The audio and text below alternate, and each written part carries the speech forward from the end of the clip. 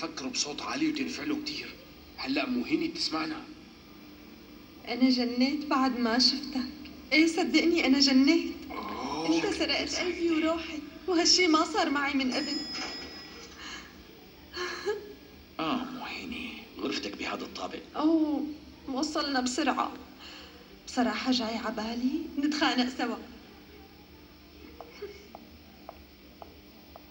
لو سمحتوا شباب، ما بدي اسمع منكم ولا كلمة أبدا. ماشي. راجع الخطة بكرة الصبح.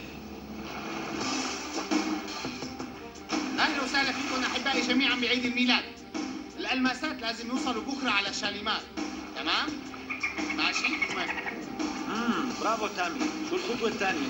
نقطة البداية لهالمهمة هي الغرفة 9C. المشكلة إنه أي فريق ممكن يفوت على هي الغرفة، بس أنا حجزت الغرفة 9C للفريق الهندي.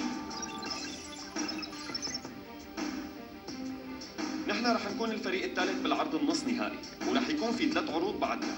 هذا بيعني انه رح يكون عندنا وقت كافي لنسرق الالماسات يلا المطلوبة.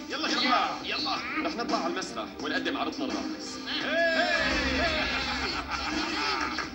وطبعا الجمهور رح يتلقى عقله بالعرض تبعنا وراح يشجعنا ويسقف لنا كثير. وبعد العرض الرائع رح نطلع انا وشارلي على الغرفة 9C وندخل فورا من الممر. افتح يا سمسم. وبهالوقت أنا رح أتصل بفيكي وأقول له يجي لعند المصعد. القصة لهون سهلة كتير.